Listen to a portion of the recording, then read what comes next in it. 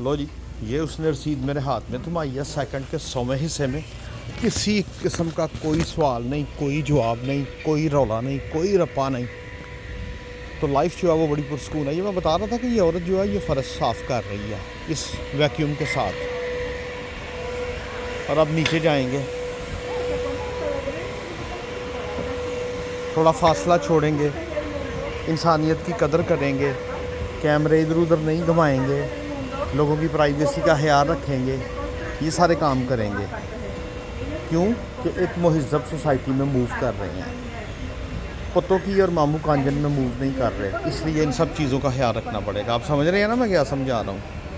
तो बजाय इसके कि नवाजे के लौड़े के साथ लटको, खान साहब के टट्टों के साथ लटक के हल्का हल्का झूला लो, बेहतर है किसी एनवायरनमेंट को प्रमोट करो, उसकी वीडियो बनाओ, उसके बारे में बताओ, बात करो, मौसम के बारे में, माहौल के बारे में, क्या तरक्कियाँ हो रही हैं, क्या नहीं हो रही, ये सब चीज़ें जो हैं ये डिस्कस करें। बेहतर ये नहीं है?